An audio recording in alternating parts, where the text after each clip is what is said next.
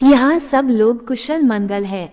इस पत्र को लिखते हुए मुझे अपने वे दिन याद आ रहे हैं जब हम पहली बार राशन की दुकान पर मिले थे। तुमने मुझे देखा और देखते रह गए। मैं सावली सी दुबली पतली लड़की थी जिसे देखकर शायद ही कोई आकर्षित होता, पर तुम हुए पहली ही नजर में तुम भी मुझे अच्छे लगे। फिर मुझे अपनी माँ से पता लगा कि वो तुम ही हो जिससे मेरी शादी की बात चल रही है। मेरे घर में सब तुम्हारी तारीफ करते थे। भाई ने बताया कि तुम मकान मिस्त्री का काम सीख गए हो और थोड़ी बहुत कमाई भी करने लगे हो। हमारी शादी बहुत सामान्य तरीके से हुई। तुम अपनी साइकिल के डंडे पर बिठाकर मुझे विदा कर लाए। घर पहुंचकर मुझे मालूम चला कि तुम शराब का नशा भी करते हो। मैं अब कुछ कहने बोलने की स्थिति में नहीं थी। तुम्हारी नशे की आदत पहले कम थी मगर वो धीरे धीरे बढ़ने लगी। नशा बढ़ा तो तुम्हारी कमाई हमारे परिवार के लिए कम पड़ने लगी। ऐसे में मुझे भी काम करने निकलना पड़ा। मैंने 2-4 घरों के बर्तन चौके का काम कर लिया। इससे तो तू और बेफ्रिक हो गया। अब तो तूने घर पर पैसे देना ही बंद कर दिया।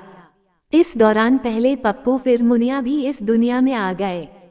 कभी तू कसमें खाता कि आज आखिरी दिन, कल से नशा बंद। कभी तू नशे में आकर मुझे पप्पू और मुनिया को मारता। अड़ोसी पड़ोसी से तेरी लड़ाई होना तो रोज की बात हो गई थी। एक बार तू घर से निकला तो रात तक घर ही नहीं लौटा। मैंने और पप्पू तुझे शराब के ठेकों पर ढूंढते रहे। तू 2 दिन बाद आया। पूछने पर तूने मुझे बहुत मारा। पप्पू बीच बचाव में आया तो उस मासूम को भी मारा। हम दोनों तेरे इस व्यवहार पर बहुत रोए। जब पड़ोसियों ने बीच बचाव की कोशिश की तो तू उन्हें भी मारने के लिए दौड़ा। मोहल्ले के लोग तो अब तुझसे बात भी नहीं करना चाहते हैं। अब तू कभी घर आता, कभी कभी नहीं भी आता। हमें मालूम है जब तेरा नशा उतर जाएगा तू घर आ जाएगा, इसलिए तुझे ढूंढने भी नहीं जाते हैं। उस दिन तो तूने हद ही कर दी। पप्पू की स्कूल की किताबें रद्दी में बेच दी। उस रात तू नहीं आया। पप्पू रात भर अपनी किताबों के लिए रोता रहा। तेरे घर आने की राह मैंने 3 दिन तक देखी। तीसरे दिन तूने आते ही पप्पू को 2 चपत लगा दी। मैं अपने गुस्से को काबू करती भी तो कैसे। मैंने गुस्से में आकर तुझे थप्पड़ लगाना शुरू कर दिया। अब हम दोनों एक दूसरे को मार रहे थे और मोहल्ले के लोग हमारे घर के सामने जमा थे। कुछ लोगों ने हिम्मत की और हमें अलग किया। मैं तो शायद शांत भी हो जाती, परंतु तू तो पूरे मोहल्ले के सामने औरत से पिटा था। तेरा अहम तुझे और लड़ने को उकसाता रहा। तूने मुझे और आसपास वालों को गालियां दी, किसी को नहीं बख्शा। फिर भगवान के पास रखे पैसे लेकर चला गया।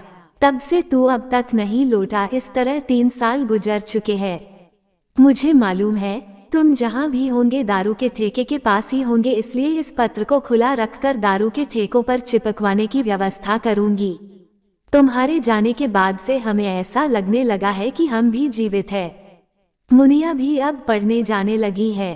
पप्पू अच्छा पढ़ रहा है। मुझे 2 घर का काम ज्यादा करना पड़ता है। पड़ोसी भी ठीक से रहने लगे हैं। जो रिश्तेदार पहले हमें पूछते नहीं थे अब पूछने लगे हैं। मैं अब कुछ पैसे बचा पाती हूँ जो पप्पू और मुनिया के भविष्य में काम आएंगे। कुल मिलाकर देखा जाए तो परिवार सुख से है। जब तक मुझे तुम्हारी मृत्यु की खबर नहीं मिलती मैं अपनी मांग में सिंदूर के साथ तुम्हारी सुहागन ही रहूंगी। तुमने परिवार से अधिक अपने नशे को महत्व दिया है। तुम भी जहाँ हो वहाँ पूरे नशे में मस्त और आनंद में होंगे। तुमसे निवेदन है कि तुम अपने आनंद को कम न होने देना। हमारी फिक्र बिल्कुल न करना। हमने तुम्हें कभी भी ढूंढने की कोशिश नहीं की है। यदि आप ये पत्र पढ़ रहे हो तो कृपया वापस आने की गलती मत करना। यदि वापस आना ही हो तो अकेले ही आना, नशे को वहीं छोड़कर आना।